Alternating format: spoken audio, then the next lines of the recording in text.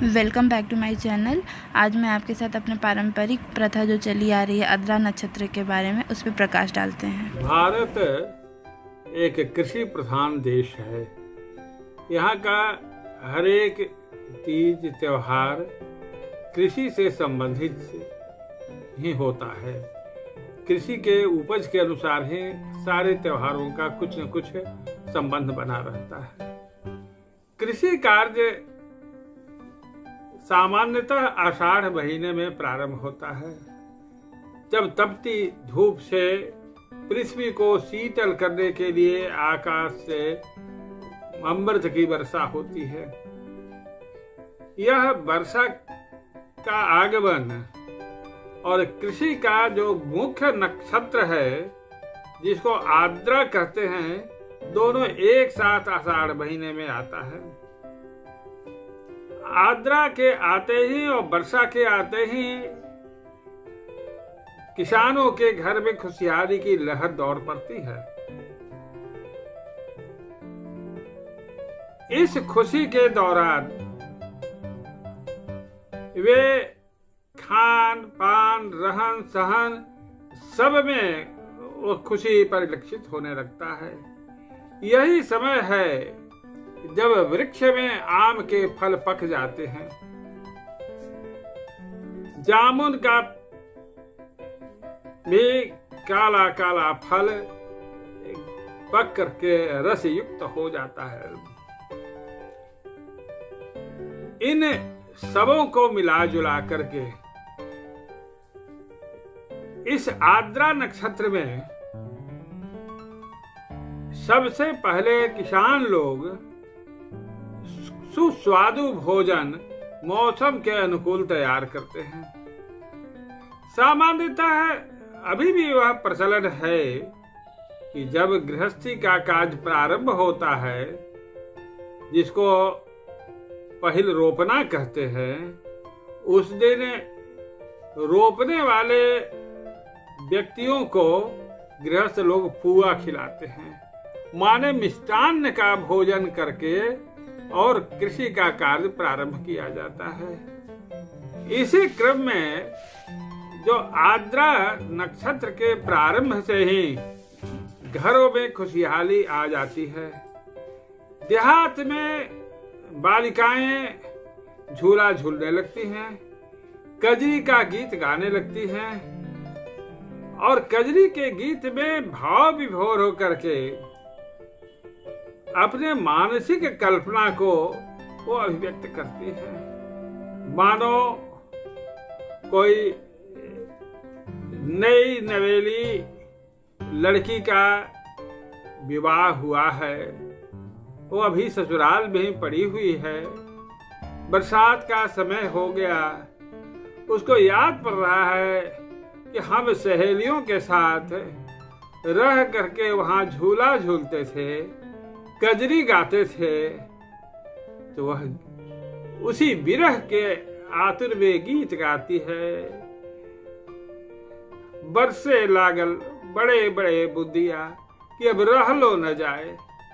माने यह कितना मार्मिक और विरह है कि बरसात के बूंद को देख करके उसे आनंद नहीं, उसको कष्ट हो रहा है कि हम नैहर में रहते, नैहर का आनंद उठाते, वहां तो कन्या बनी हुई है, वहां प्रतिबंध है, नैहर में प्रतिबंध नहीं था। नैहर में स्वच्छंद रूप से सहेलियों के साथ झूला झूल करके और तरह तरह से कजरी खेलती थी, गीत गाती थी। यह खेल और क्रीड़ा केवल बालिकाओं का नहीं था, बालकों का भी था।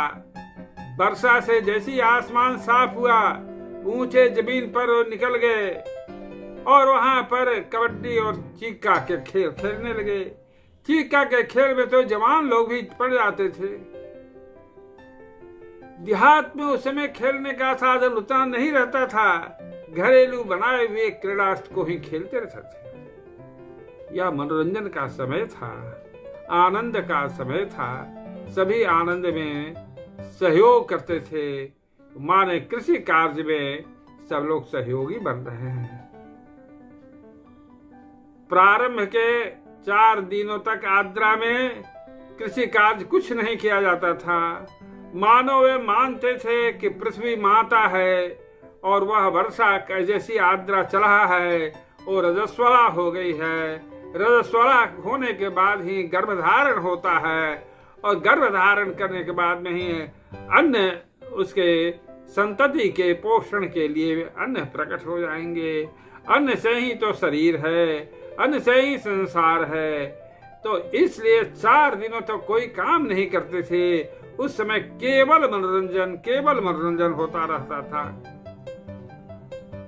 उसी मनोरंजन में देहात में उपलब्ध गाय का दूध था, घी था, चना का दाल था, आटा था, उससे दाल भर करके पूरी बना लेते थे।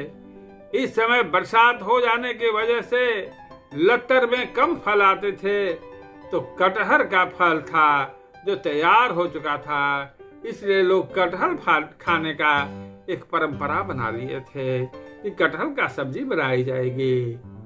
कटहल के सब्जी के साथ में वह पेड़ का पका हुआ आम और जामुन यह सब भी रहता था। इस तरीका से स्वयं अपने परिवार के साथ तो खाते ही थे, अपने इष्ट मित्रों को भी उसमें आमंत्रित करते थे।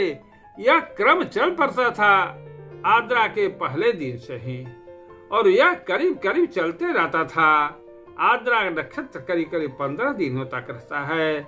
आज आर्द्रा के समाप्ति का दिन है, इसलिए मेरे मन में भाव आया कि आर्द्रा पर ही कुछ प्रकाश दिया जाए। देहातों में आप जाइएगा, किसान से संबंधित जो नक्षत्र जो राशियां हैं, वो किसान, हर एक किसान भले ही वो पढ़ा लिखा नहीं हो, वो आर्द्रा से याद करता है। कहीं कहीं पर रोहिणी नक्षत्र में भी धान का बिजड़ा डाल दिया जाता है जहां सिंचाई का साधन है। पहले तो सिंचाई का साधन कहीं उपलब्ध नहीं रहता था, इसलिए बिजड़ा भी आर्द्रा में ही डालते थे और रोपनी भी आर्द्रा में ही शुरू होता था। लेकिन अब जो नहर और सिंचाई के साधन हो जाने से रोहिणी नक्षत्र में बिजड़ा डालते हैं, जिसका विकास 15 दिन होते रहता है और वह आर्द्रा के 4 दिन के बाद में खेत को तैयार करते हैं और रोपनी का कार्य प्रारंभ हो जाता है। इस क्रम से, इस तरीका से आर्द्रा का आज समापन का दिन है। आज मध्यरात्रि के बाद में आर्द्रा के बाद का नक्षत्र जिसको पुनर्वसु कहते हैं, वह प्रारंभ हो जाता है। पुनर्वसु एकदम धान रोपने का मौसम है। तो किसान हमारे यह आर्द्रा से लेकर के हस्ता नक्षत्र का तक के सारे नक्षत्र को कंठ से याद किए रहते हैं। किस नक्षत्र में कैसा काम होगा, किस नक्षत्र में खेत में पानी जमा करना है, किस नक्षत्र में खेत के पानी को काट देना है, यह सब उस लोग नक्षत्र से ही समझते थे। एक देहाती कहावत है कि आवत आदर नहीं दियो, जात न दियो हस्त, एते पे दोनों गए पाहुन और गृहस्थ। भाव दोनों अर्थों में है। आर्द्रा के प्रारंभ में पानी नहीं हुआ तो समय पर बिजड़ा तैयार नहीं होगा। बिजड़ा तैयार हो गया है, धान की रोपनी भी हो गई है, धान में फलियां लगने लगे हैं, लेकिन हस्ता नक्षत्र का पानी नहीं बरसा तो वह फल पुष्ट नहीं होते हैं। वह फल मुरझा जाते हैं, सूख जाते हैं, दाना कम होते हैं या वह मर जाता है। इसलिए यह कृषि किसानों के हित में बात कही जाती है कि आवत आदर नहीं दियो और जात न दियो हस्त, एते पे दोनों गए पाहुन और गृहस्थ। गृहस्थ के विषय में तो यह अर्थ हुआ। इसीलिए हस्ता नक्षत्र को 4 भागों में बांट दिया गया। अंतिम भाग का जो पानी होता है उसको कहा जाता है कि यह सोना बरस रहा है, क्योंकि अंतिम भाग में जो पानी बरसता है वह धान को पुष्ट कर देता है। पहले भाग को लोहा, तांबा, पीतल, सोना, ऐसे ऐसे 4-4 दिनों का भाग बांटा हुआ है। गृहस्थ के मामले में तो यह बात हुई। ऐसे आपके घर में कोई अतिथि आए हैं, आते के समय आप उनको आदर सत्कार नहीं किए, उनको बैठाए नहीं, उनको पानी नहीं पिलाए, तो उनके मन में कष्ट होगा, सम्मान में ठेस रहेगा। जाने लगे तो उनका विधिवत विदाई नहीं किए, आप हाथ नहीं जोड़े, अपने दरवाजे तक कम से कम उनको अरियातने नहीं गए, तो उनका मन दुखी हो जाता है और दोबारा आने की बात नहीं सोचते हैं। इसी को कहा आवत आदर नहीं दियो, जात न दियो हस्त, एते पे दोनों गए, पाहुन और गृहस्थ। पाहुनों चले जाते हैं और गृहस्थ भी चला जाता है। यही भाव व्यक्त करते हुए आज आद्रा के समापन पर मैं अपनी वाणी को विराम दे रहा हूँ।